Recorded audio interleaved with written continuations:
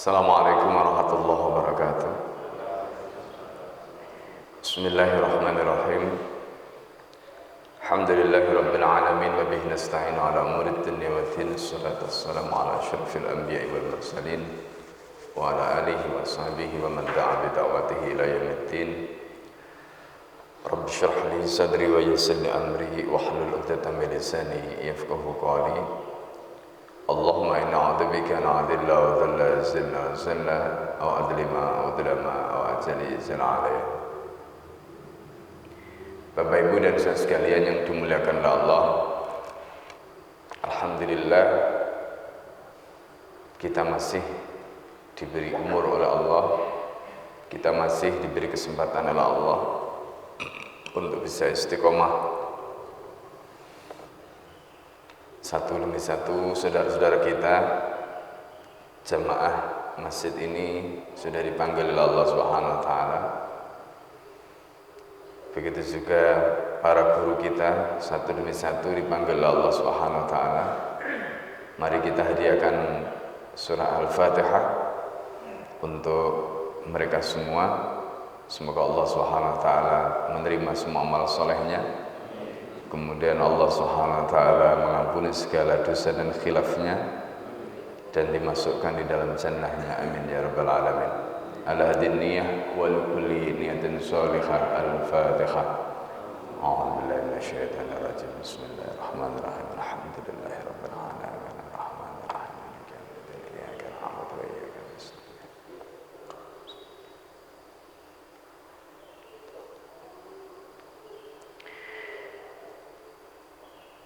Pagi hari ini kita akan membahas kisah bagaimana Umar bin Khattab radhiyallahu an, ketika Umar bin Khattab radhiyallahu an terluka menjelang wafatnya, dan bagaimana takutnya Umar radhiyallahu an. Hadis Ibnu Umar wal miswar fi khawfi Umar inda mauti. Jadi hadis dari Ibnu Umar dan Al-Miswar mengenai takutnya Umar ketika Umar menjelang wafat. Wa inda Abi Nu'aim fil Khilyah, berdasarkan riwayat Abi Nu'aim di dalam kitabnya Al-Khilyah, an Ibnu Umar radhiyallahu anhuma, dari Ibnu Umar radhiyallahu anhuma, qala, berkata, kana ra'su Umar ala fakhidai fi maradhihi alladhi mata fihi. Ini penuturan Abdullah bin Umar. Kata Abdullah bin Umar, ketika itu kepala Umar ala fakhidai, jadi kepala Umar itu ada di pangkuanku, ada di kedua pahaku, fi maradhihi, pada saat beliau sakit, alladhi mata fihi, yang mengantarkan kematian beliau. Faqala li, maka Umar berkata kepadaku, kata Abdullah. Abdullah bin Umar adalah putranya Umar bin Khattab. Kemudian apa yang dikatakan Umar? Dha' ra'si alal ardi. Ini perintah Umar kepada Abdullah. Letakkan kepalaku di atas tanah, katanya. Ya. Dha' ra'si alal ardi, letakkan kepalaku di atas tanah. Qala fakultu, kemudian aku, kata Abdullah bin Umar, wa ma'alaika, ya, kana ala fakhidai am alal ardi, gitu. Ya, intinya apakah tetap aku biarkan di atas pahaku ataukah aku alihkan atau pindahkan ke atas tanah. Jadi maksudnya Abdullah bin Umar ini ingin meyakinkan, kan itu sudah di pangkuan beliau, sudah berada di pangkuan beliau, kenapa kok minta dipindahkan kepalanya itu ke tanah? Itu pertanyaannya, kenapa minta kepalanya dipindahkan ke tanah? Ya, jadi ini kan sudah di pangkuanku, tapi terserah, wa ma'alaika, ya, kan ala fakhidai ala ardi. Ya, apakah tetap di atas pangkuanku ataukah dipindahkan ke tanah. Qala dha'hu 'alal ardi. Ini perintah Umar. Jadi Umar tetap kekeh supaya kepalanya tadi itu diletakkan di tanah. Ini kata Umar kepada Abdullah bin Umar. Qala, maka kemudian berkata perawi hadis ini, fa wada'tuhu 'alal ardi, yaitu Abdullah bin Umar tadi. Maka aku pun meletakkan kepalanya Umar di atas tanah. Jadi apa namanya? Kita nggak membayangkan tidurnya di atas ranjang. Ya, tidurnya itu hanya beralaskan alas biasa. Jadi kalau sebelumnya kepalanya terletak di atas pangkuan Abdullah bin Umar, karena tidurnya tidak di atas kasur, tidurnya tidak di atas ranjang, ya tinggal dibuka saja, ya kan, tikarnya itu. Nah ini, kemudian akhirnya diletakkanlah kepala Umar tadi ke tanah. Faqala, ya, waili, ini kata Umar.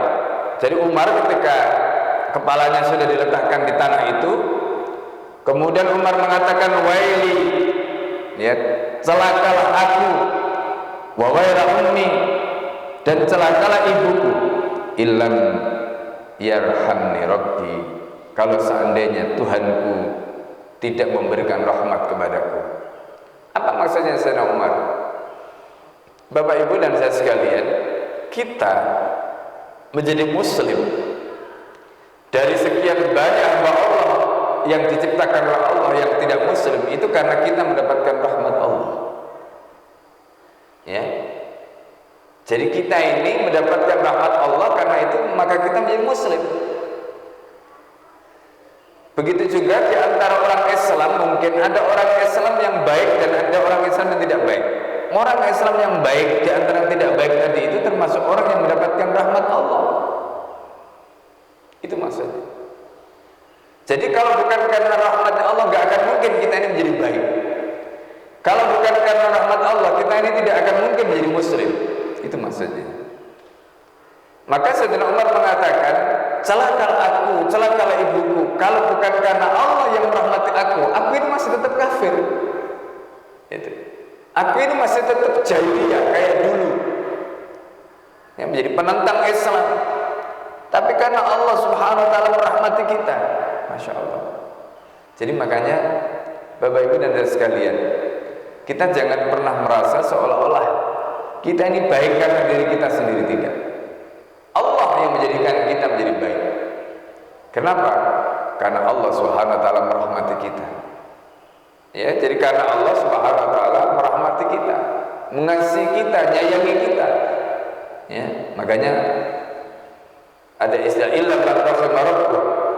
Ya, kecuali orang yang dirahmati, dikasih sayangi oleh Tuhannya. Nah, Umar merasakan itu. Jadi kalau bukan karena ini rahmatnya Allah, maka beliau tidak akan bisa seperti itu. Beliau tidak akan bisa menjadi mukmin, beliau tidak akan bisa mendapatkan Islam, beliau tidak akan bisa menjadi orang yang luar biasa. Semua itu karena rahmatnya Allah Subhanahu wa taala. Ini. Dalam riwayat Miswar, Ba'anil Miswar, dalam riwayat Miswar qala, berkata, lama tu'ina Umar radhiyallahu anhu qala, ketika Umar itu ditikam, ya, kan Umar itu wafatnya kan karena ditikam, ya, pada saat menjadi imam sholat subuh. Wallahi law annali tila'al ardi dhahaban, katanya, demi Allah, kata Umar bin Khattab, kalau seandainya aku ini memiliki emas seluas bumi, kata Umar bin Khattab, seluas bumi, bukan hanya seluas Papua, ya kan? Seluas bumi. Kalau seandainya aku ini memiliki emas seluas bumi, laftadaitu bihi, aku akan gunakan emas itu untuk menebus, ya, min adabillah, supaya aku ini selamat dari adabnya Allah. Ini kata Umar bin Khattab, Masya Allah. Ya, min qabli an arahu, sebelum aku melihat adab itu. Jadi sebelum aku melihat adab itu, kalau bisa aku akan tebus dosa-dosaku ini dengan seluruh emas yang aku miliki. Subhanallah. Ini. Jadi makanya Bapak Ibu dan saudara sekalian yang dimuliakan Allah, ini kesadaran yang luar biasa yang dimiliki oleh Umar bin Khattab. Harta, tahta, dan semua kedudukan yang beliau miliki itu nggak ada gunanya menjelang mati, itu nggak ada gunanya. Ya, nggak ada gunanya. Coba seorang khalifah yang adil, yang keadilannya itu luar biasa, mengentas kemiskinan di seluruh wilayah Hijaz, karena wilayahnya Umar ketika itu, wilayah Hijaz itu sudah tidak ada orang miskin, tidak ada orang yang berhak menerima zakat. Itu prestasi Umar. Ya, itu prestasi Umar. Bandingkan dengan wilayah Hijaz sekarang di bawah pemerintahan Saudi, jauh. Ya, prestasi Umar ketika Umar menjadi khalifah seperti itu. Tapi itu bagi Umar nggak ada apa-apanya. Umar merasa belum cukup untuk menghadap Allah. Dalam riwayat yang lalu kita sudah singgung. Ya. Dalam riwayat yang lalu kita sudah singgung. Ketika Umar ditanya oleh Abdullah bin Abbas. Ya. Jadi ketika Umar ditanya oleh Abdullah bin Abbas, maka apa kata Umar bin Khattab? Kalaulah aku menghadap Allah tidak ada dosa dan tidak ada pahala, artinya impas saja, itu sudah cukup, kata Umar bin Khattab. Masya Allah. Ya. Kemudian Abdullah bin Abbas memberikan kesaksian, dan kemudian ketika Ibn Abbas memberikan kesaksian itu, Umar bin Khattab mengatakan, apakah kamu mau apa yang kamu katakan itu nanti engkau sampaikan di hadapan Allah untuk menjadi saksimu di hadapan Allah Subhanahu wa taala bagiku? Kata Abdullah bin Abbas, iya, aku akan sampaikan kepada Allah Subhanahu wa taala. Subhanallah. Bapak Ibu dan saudara sekalian, itu jabatan Umar bin Khattab. Ya, khalifah dengan wilayah yang begitu luar biasa luasnya, tapi jabatan yang begitu luar biasa tadi, ya, itu merasa belum cukup dengan seluruh kebaikannya itu untuk menghadap Allah Subhanahu wa taala. Dalam riwayat ini disebutkan, andai aku memiliki emas seluruh bumi, maka emas itu aku akan gunakan untuk menebus dosa-dosaku agar aku selamat dari adabnya Allah Subhanahu wa taala sebelum aku melihat adab itu. Subhanallah. Jadi makanya jangan merasa kita ini cukup melakukan amal soleh. Jadi orang yang merasa cukup melakukan amal soleh itu, ketahuilah bahwa sesungguhnya itu adalah bisikan setan. Jadi kalau ada orang yang sudah merasa cukup dengan amal solehnya, ketahuilah itu adalah bisikan setan. Ya. Kita tidak boleh merasa cukup dengan amal soleh kita. Itu pelajaran yang penting dari sahabat, termasuk peristiwa Umar tadi itu. Kita jangan pernah merasa cukup dengan amal soleh kita. Ya, karena itu mumpung sekarang masih diberikan kesempatan hidup, ya, gunakan setiap kesempatan amal soleh untuk melakukan amal soleh. Ya, karena kita tidak tahu kapan kita diwafatkan oleh Allah. Ya, coba bayangkan saudara-saudara kita yang kemarin masih sholat jamaah dengan kita, tiba-tiba kena COVID, seminggu masuk rumah sakit, dikabarkan sudah innalillahi wa inna ilaihi raji'un. Ya. Jadi kematian itu begitu dekat. Ya, kematian itu begitu dekat. Nah, sekarang pertanyaannya, apa persiapan kita? Jangan merasa bahwa kita ini nggak akan mati-mati, nggak, semua kita pasti mati. Kullu nafsin dha'iqatul maut. Semua jiwa itu pasti akan merasakan kematian. Tinggal kita, apa persiapan yang kita lakukan ini supaya kematian itu bisa kita temui, supaya kematian itu bisa kita dapatkan dalam keadaan husnul khotimah tadi. Nah, ini pelajaran yang kita ambil dari Umar bin Khattab tadi. Kemudian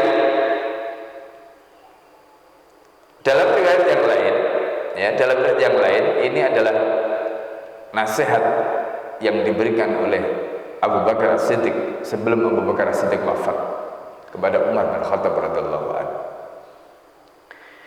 Jadi wasayal khulafa lil khulafa wal umara, wasiatnya para khalifah kepada khalifah dan umara, Wasaya Abu Bakar li Umar radhiyallahu anhuma, wasiat Abu Bakar kepada Umar radhiyallahu anhuma. Ya, wasiyatuhu li Umar radhiyallahu anhuma idza arada istikhlafahu. Jadi wasiat Abu Bakar kepada Umar ketika Umar hendak diberi jabatan khalifah oleh Abu Bakar As-Siddiq. Ketika Abu Bakar As-Siddiq menyampaikan amanah umat ya, untuk menunjuk Umar bin Khattab radhiyallahu anhu. Kita tahu kenapa Abu Bakar As-Siddiq menunjuk Umar bin Khattab. Di antara yang kemudian dialami oleh Abu Bakar As-Siddiq ketika Rasulullah wafat, ketika itu para sahabat Aus dan Khazraj atau sahabat-sahabat Ansar mereka berkumpul di Saqifah Bani Sa'idah. Di situ mereka membahas tentang siapa yang akan menggantikan Rasulullah SAW. Intinya orang Ansar mereka ingin mendapatkan jabatan itu, tapi diingatkan oleh Umar, ya, Abu Ubaidah Al-Jarrah dan Abu Bakar As-Siddiq yang ketika itu mewakili orang Muhajirin yang datang ke pertemuan itu. Apa kata mereka? Inna hadzal amra, atau ya, al-a'immatu fi Quraisyin. Ya, urusan ini ini ada di tangan orang-orang Quraisy. Jadi coba bayangkan kalau kemudian yang memimpin bukan orang Quraisy, apa yang akan terjadi? Itu di antara nasihat yang mereka kemukakan karena khawatir nanti kalau kemudian yang menjadi pemimpin setelah Rasulullah bukan dari kalangan Quraisy, karena Quraisy ketika itu adalah suku kelompok yang begitu dominan di Jazirah Arab. Buktinya apa? Ketika tahun ke-8 mereka berhasil ditaklukkan, maka seluruh wilayah di Jazirah Arab itu kemudian akhirnya tunduk kepada Rasulullah SAW. Itu bukti bahwa Quraisy ini adalah suku atau kelompok yang betul-betul kuat. Maka ini diantaranya pesan yang disampaikan oleh Abu Bakar, oleh Umar, oleh Abu Ubaidah Al-Jarrah kepada orang-orang Ansar tadi. Nah, peristiwa itu tidak ingin terulang. Abu Bakar tidak ingin mengulangi, ya, meskipun diskusi atau perdebatan itu tidak sampai menimbulkan konflik, tetapi itu cukup dihindari oleh Abu Bakar karena Abu Bakar ini orangnya sangat perasa, sensitif, orangnya halus perasaannya. Itu Abu Bakar. Maka Abu Bakar berpikir bagaimana caranya suksesi dari Abu Bakar ke khalifah berikutnya itu tidak berjalan sebagaimana setelah wafatnya Rasulullah kepada Abu Bakar, karena ketika itu Rasulullah tidak menunjuk seseorang. Maka Abu Bakar As-Siddiq radhiyallahu anhu, supaya pada saat yang sama Abu Bakar As-Siddiq ketika menunjuk itu juga tidak menjadi masalah, maka ketika itu Abu Bakar As-Siddiq sebelum wafat, Abu Bakar As-Siddiq itu sudah keliling ke Madinah, karena Madinah ini adalah ibu kota, ya, negara Islam pada waktu itu. Keliling setiap rumah ditanya siapa kira-kira yang akan menggantikan aku, terus 1, 2, 3, terus. Dari hasil yang disurvei oleh Abu Bakar, ditanya oleh Abu Bakar itu, suaranya mengerucut pada siapa? Umar dan Ali. Ini pada dua sahabat. Umar adalah orang yang ketika Nabi menjadi kepala negara, posisinya Umar itu menjadi pembantunya Rasulullah bersama Abu Bakar. Ali itu adalah menantunya Rasulullah yang juga disebut sebagai Madinatul Ilmi, kotanya ilmu. Ya, Babul Ilmi, ya, kotanya pintunya ilmu, karena kata Nabi ana Madinatul Ilmi wa aliyun babuha. Jadi aku adalah kotanya ilmu dan Ali adalah pintunya. Ya. Nah, jadi dua nama ini dikantongi oleh Abu Bakar. Nah, menjelang wafat Abu Bakar kemudian mendapatkan suara yang bulat, yang lebih kuat, dan itu pada satu nama, yaitu Umar bin Khattab radhiyallahu anhu. Karena itu ketika Umar datang kepada Abu Bakar pada saat Abu Bakar sudah sakit keras, nah, maka wasiat Abu Bakar kepada Umar ketika Umar ditunjuk untuk menjadi pengganti Abu Bakar disebutkan di sini dalam hadis riwayat At-Tabrani, Akhrajat Tabrani anil Aghar bin Malik, Aghar bani Malik qala lama arada Abu Bakar yastakhlifa Umar radhiyallahu anhu ba'atha ilaihi fada'ahu fa'atahu. Jadi ketika Abu Bakar ingin menyampaikan penunjukan kepada Umar, maka Abu Bakar mengutus orang untuk memanggil Umar.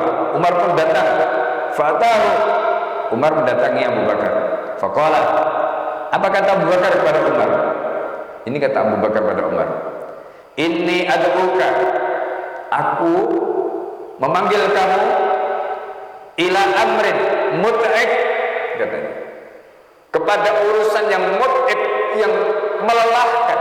Urusan ngurus umat ini urusan yang melelahkan, ya, apapun urusan umat itu melelahkan, ya. Coba Bapak bayangkan baru ngurus jadi takmir masjid saja, ya, baru ngurus jadi takmir masjid saja, ini baru satu masjid,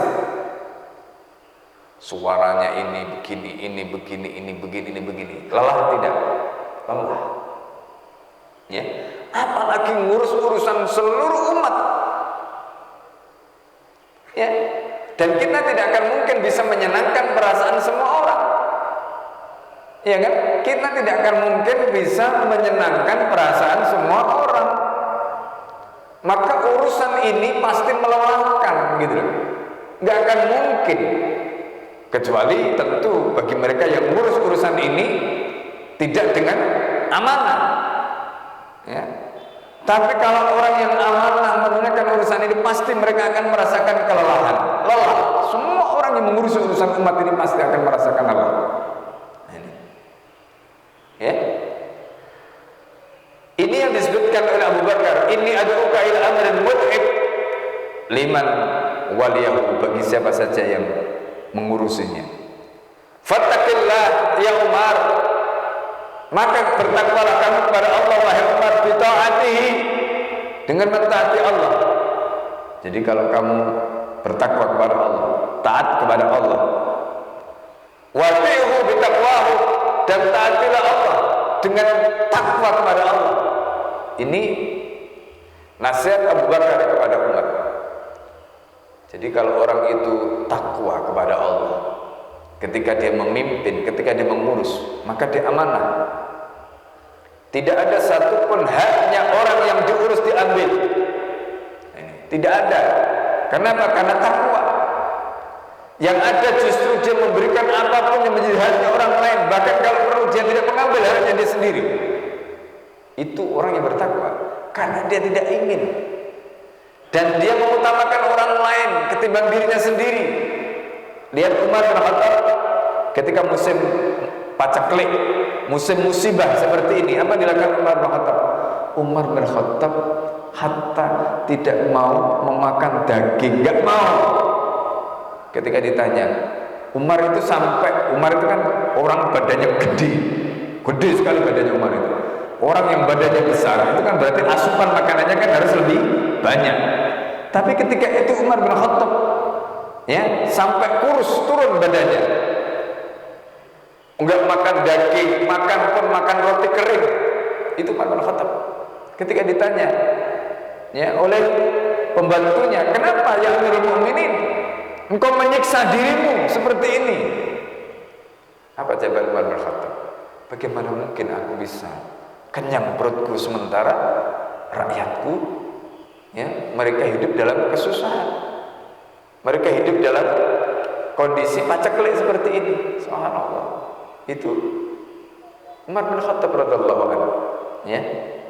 Ini kenapa bisa seperti itu? Karena takwa. Ini karena ketakwaan kepada Allah Subhanahu wa taala tadi. Maka kata Abu Bakar, fa inna taqiyya aminun mahfudun. Kalau orang yang bertakwa, karena dia takut kepada Allah, dia taat kepada Allah, maka dia akan aminun. Orang itu akan amin, ya. Amin bukan amin, beda. Kalau amin itu maknanya dia aman, ya. Tapi kalau amin itu amanah, beda. Amin dengan amin itu beda, ya. Jadi artinya apa? Orang yang bertakwa itu akan aman, ya, aman, mahfudun, dia akan terjaga, Ini orang yang bertakwa, insya Allah. Karena Allah yang menjaga dia. Ya, Allah yang menjaga dia. Ini. Summa innal amra ma'rudun la yastawjibu illa min amalin bihi. Kemudian urusan ini nanti ma'rudun la yastawjibu illa min amalin illa man amila bihi. Ya. Jadi urusan ini nanti akan diajukan, akan disampaikan kepada Allah Subhanahu wa taala. La yastawjibu illa man amila bihi. Jadi enggak ada orang yang berhak untuk mendapatkan pahala dari amalnya itu kecuali orang yang melakukannya. Memang jabatan ini berat, tapi pahalanya juga besar.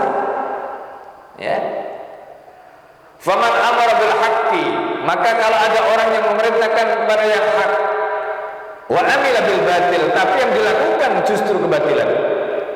Wa amara bil ma'rufi, dia memerintahkan kema'rufan. Wa amila bil munkari, tapi justru yang dilakukan adalah munkar. Yushiku an tanqati'a amniyatuhu wa yahbatu amal, katanya.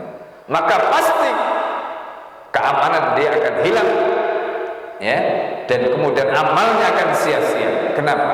Karena dia ngomong apa yang diomongkan tidak dikerjakan, ngajak orang melakukan kema'rufan tapi dia melakukan kemungkaran. Ini berarti orang itu tidak bertakwa kepada Allah. Ya, omong doang, pencitraan, ini yang terjadi. Ini nasihat Abu Bakar kepada Umar. Ya, nasihat Abu Bakar kepada Umar. Itu. Jangan sekali-kali kamu ngomong, omonganmu enggak kamu kerjakan. Ini. Faman amara bil haqqi, siapa yang memerintahkan pada al-haq tapi kemudian sebaliknya di belakang itu dia melakukan kebatilan.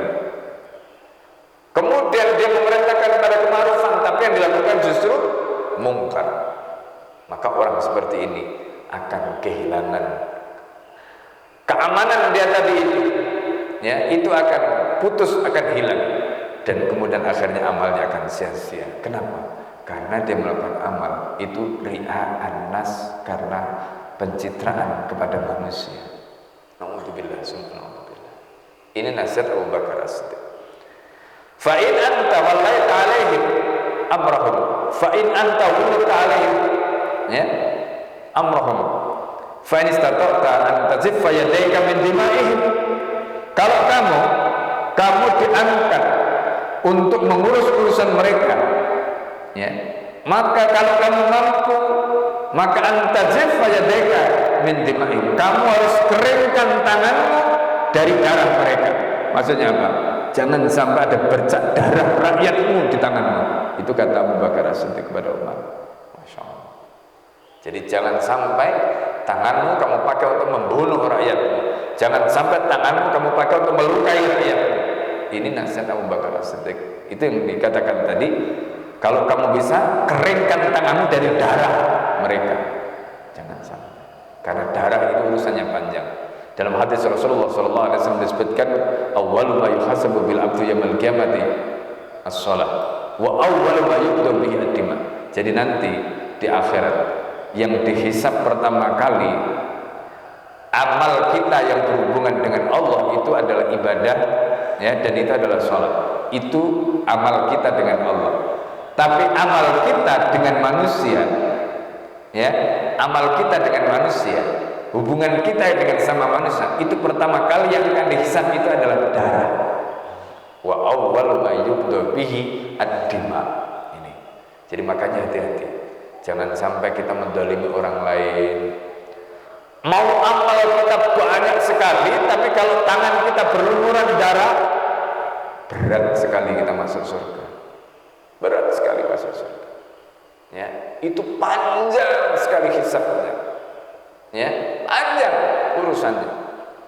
Ya. Apalagi kalau di dunia qisas belum ditegakkan, diat belum dibayarkan. Satu nyawa itu berapa? Terserah ahli warisnya. Dia minta berapa? Itu namanya, ya, diatul aqilah. Ya, ini. Makanya hati-hati, ya. Itu yang dinasihatkan oleh Abu Bakar As-Siddiq tadi itu. Kemudian yang kedua, ya, wa an tudmir batnaka min amwalihim. Kamu jangan isi perutmu dengan harta mereka. Kamu jangan makan harta mereka. Itu nasihat yang kedua. Jadi yang pertama darah, jangan sampai tanganmu dilumuri oleh darah mereka. Yang kedua, jangan sampai perutmu kamu isi dengan harta mereka. Korupsi, ya, makan yang bukan haknya. Itu namanya memakan harta dengan cara yang batil. Ya, memakan harta dengan cara yang batil. Kalau sampai daging kita terisi dengan harta yang seperti itu, kata Nabi, maka daging itu akan menjadi santapan neraka. Ya, daging itu akan menjadi santapan neraka. Alhamdulillah, subhanallah. Nah ini. Kemudian wa antajiffa lisanaka an a'radihim. Yang ketiga, kamu harus keringkan mulutmu, ya, supaya mulutmu tidak menodai kehormatan mereka. Ya. Kita ini kadang-kadang gampang nuduh orang lain. Kita ini kadang-kadang gampang, ya, apalagi penguasa. Ya, hati-hati. Bagi penguasa itu gampang karena dia punya kekuasaan. Dia punya stempel. Dia bisa mengkriminalisasi siapapun. Orang yang dia tidak sukai, itu penguasa. Tapi ingat, ini kata Abu Bakar, antajiffa lisanaka, ya. Jadi kamu harus mengeringkan lisanmu an a'radihim.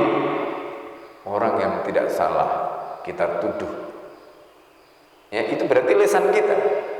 Sekarang tidak harus mulut langsung yang ngomong, tapi bisa tulisan, ya. Apalagi kemudian setelah ngomong, tulisan keluar di istilahnya amplifying oleh buzzer misalnya, sehingga menjadi apa namanya, katakanlah trending topik misalnya begitu, atau menjadi isu.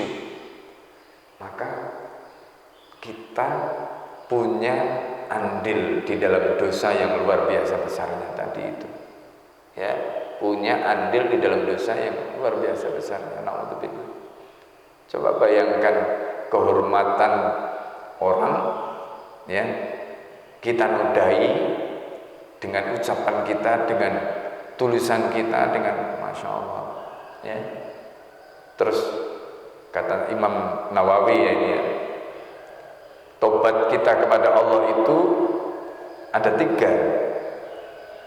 Ada tobat yang terkait dengan haknya Allah, itu gampang, istighfar saja, ya, minta ampun kepada Allah. Kemudian yang kedua, ada tobat yang terkait dengan haknya manusia. Haknya manusia, dosa kita tidak akan diampuni oleh Allah sebelum manusia itu memaafkan kita. Misalnya kita mulutnya pernah kita pakai untuk mungkin menyakiti hati orang, maka kalau kita belum mendapatkan maaf dari orang itu, kira-kira bisa enggak Allah memaafkan? Kalau ada hartanya orang itu kita ambil, kemudian hartanya belum kita kembalikan, bisa enggak kita dimaafkan? Tidak bisa. Dan yang ketiga, kata Imam Nawawi, yang paling berat itu kalau kita punya dosa kepada hewan. Loh, kok hewan itu tidak bisa bicara? Misalnya ini contoh, kita ada kucing karena kita kesel, kita tendang.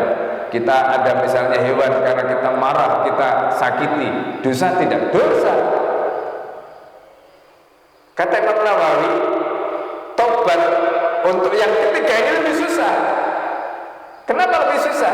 Karena hewan itu nggak bisa ngomong. Kita bisa nggak minta maaf sama kucing? Kita bisa nggak minta maaf sama hewan? Nggak bisa. Ini yang susah. Tobat kita diterima atau tidak ketika kita melakukan tindakan tadi. Jadi karena itu Islam mengajarkan kepada kita untuk menyayangi hewan. Tidak boleh mendolimi, tidak boleh menyakiti. apalagi membantai, tidak boleh. Ini pelajaran penting, ya. Karena di sana ada hak yang harus kita hormati, karena dia punya nyawa yang diberikan oleh Allah Subhanahu wa taala. Subhanallah. Makanya dalam pembahasan yang lalu masih ingat kisah Umar bin Khattab, ketika Umar bin Khattab ya sedih karena akibat tindakan Umar menghalau burung merpati, kemudian akhirnya burung merpati itu dipatuk ular. Umar minta dihukum, ya.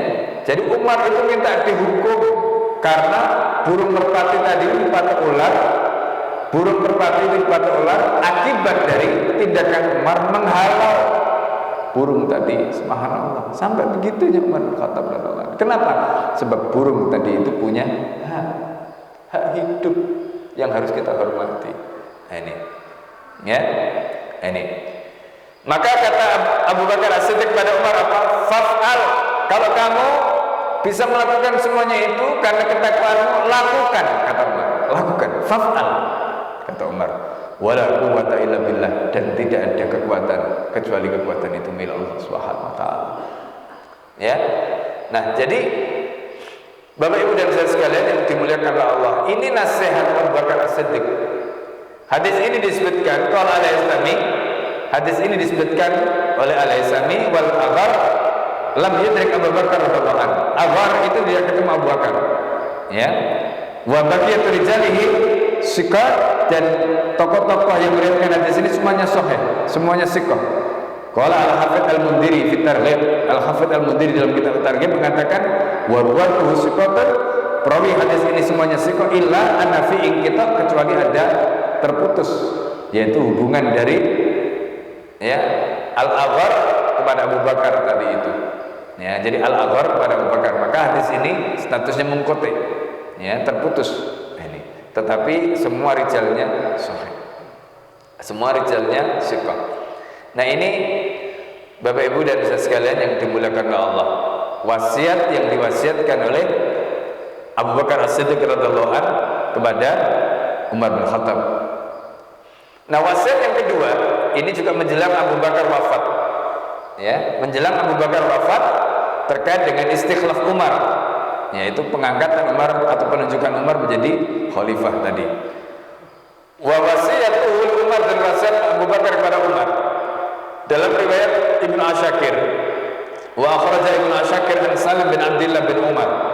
Ya, Ibnu Asyakir telah meriwayatkan dari Salim dari Abdullah bin Umar qala lama hadara Abu Bakar radhiyallahu anhu al-maut, ketika Abu Bakar dihampiri oleh kematian, ausa, Abu Bakar memberikan wasiat. Di antara wasiatnya ini, Bismillahirrahmanirrahim, ya, dengan menyebut nama Allah, ya, yang Maha Pengasih lagi Maha Penyayang. Ada ahdun min Abi Bakar As-Siddiq radhiyallahu anhu.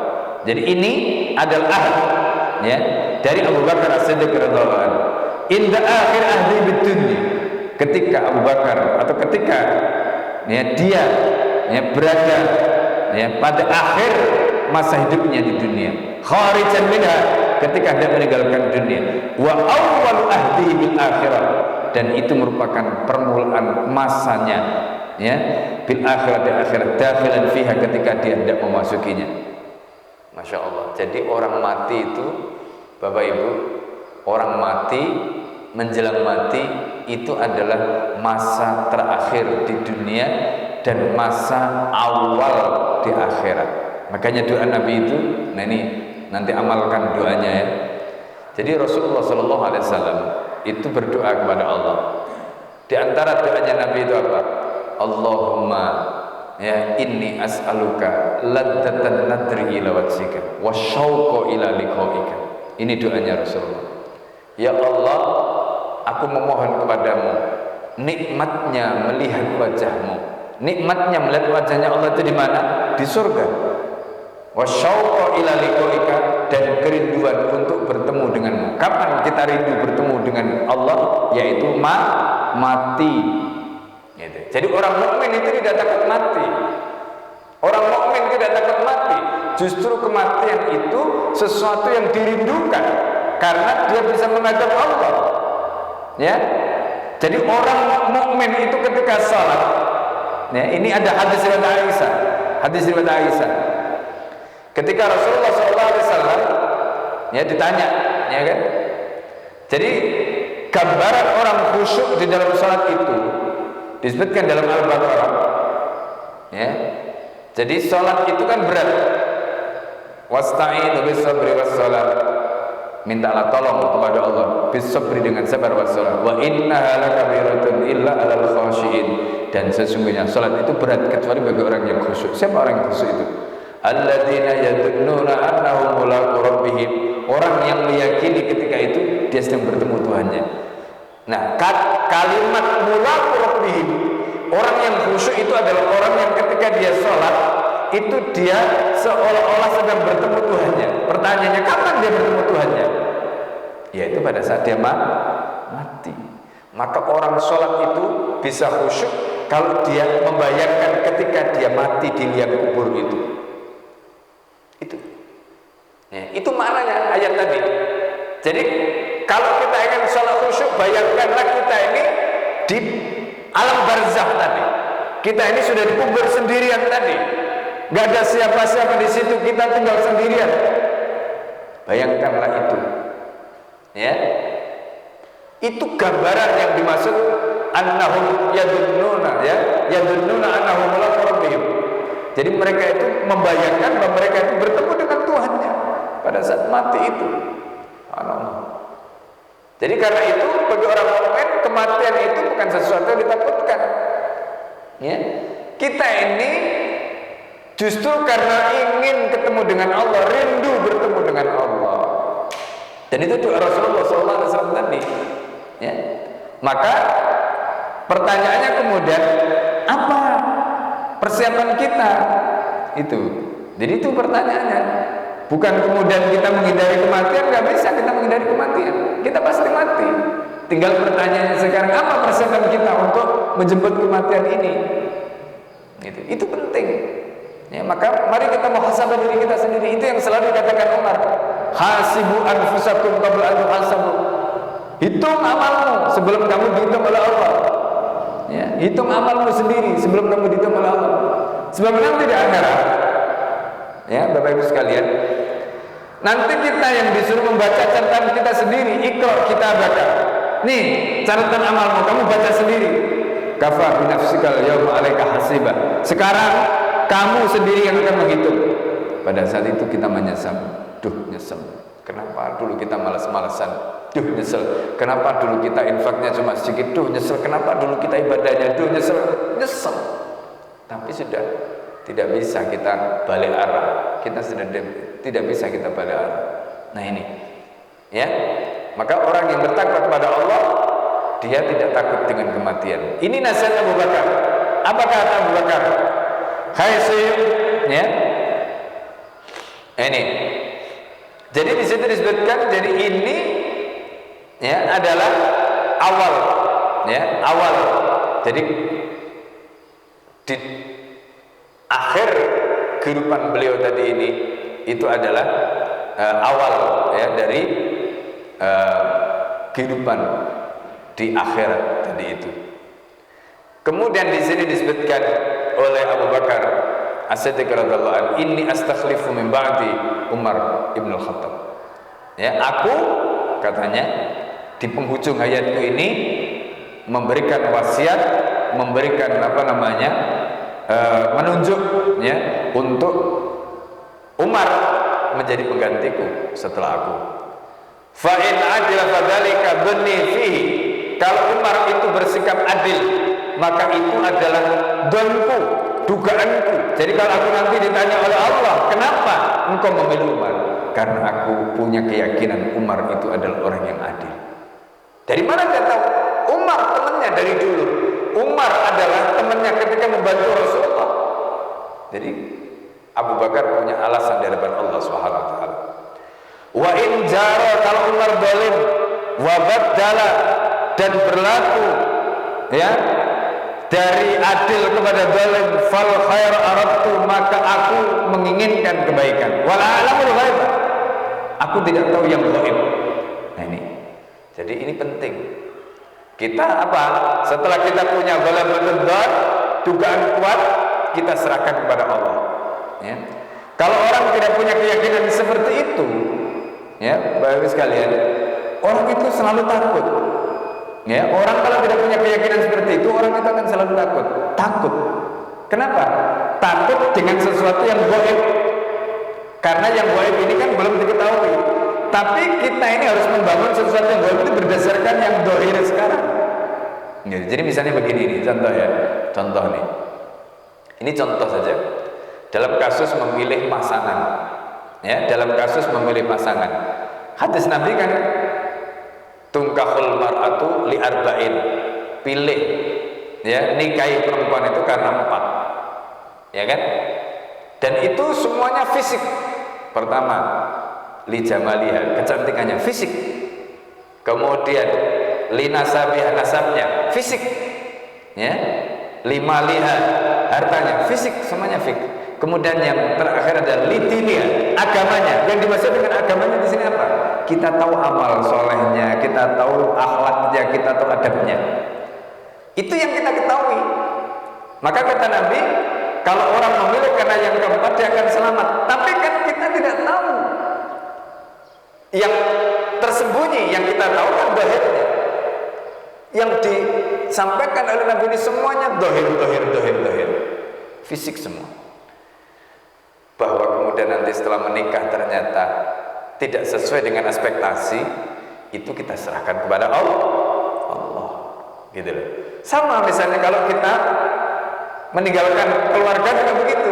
Kita mau meninggalkan dunia ini, intinya kita sudah punya ghalabatud dzan, istri kita, anak kita, semuanya kita sudah berikan pendidikan yang terbaik dan kita sudah bisa memastikan mereka sekarang ini menjadi orang soleh. Entah nanti setelah kita mati dia jadi apa, kita tidak tahu. Yang dihisab oleh Allah sekarang, yang jadi patokan itu sekarang. Nanti itu urusan mereka lagi dengan Allah Subhanahu wa taala. Bukan urusan kita. Itu iman kepada yang gaib. Nah, maka Abu Bakar As-Siddiq juga begitu. Nanti setelah Umar menjadi khalifah, dia seperti apa? Itu kita tidak tahu. Tapi kita berharap yang terbaik, kata Abu Bakar As-Siddiq. Subhanallah.